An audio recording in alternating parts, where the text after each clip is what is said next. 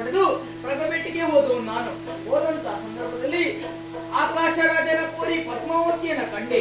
ಅವಳ ರೂಪಕ್ಕೆ ಮರುಳಾದ ನಾನು ಅವಳನ್ನೇ ಮದುವೆ ಆಗಬೇಕೆಂಬುದು ಭಾವಿಸಿಕೊಂಡೆ. ಈ ತುಂಬಿದ ಮನೆಯಲ್ಲಿ ಶ್ರೀನಿವಾಸ ಕಲ್ಯಾಣ ನಡೆಸಿಕೊಡಿ ತಾಯಿ. ಯಾವ ಶುಭ ಕಾರ್ಯ ಮನೆಯಲ್ಲಿ ನಡಿಬೇಕಿದ್ರು ಯೋಗ ಭಾಗ್ಯದಿಂದ ಮುಖ್ಯವಾಗಿ ಬೇಕು. ಶ್ರೀನಿವಾಸ ಕಲ್ಯಾಣ ಪದ್ಮಾವತಿಯ ಕಲ್ಯಾಣ ನಡೀತೇ ಅಂತಾಯ್ತು. ನಿನ್ನ ಆಸೆಯನ್ನು ಈಡೇರಿಸುವುದಕ್ಕಾಗಿ ತೋಂಟಾದ ಶಿಖಿ ಹೋಗಿ ಬರ್ತೇನೆ. ಹಾಗೆ ಆಗಲಂತೆ. ಲಕ್ಷ್ಮೀ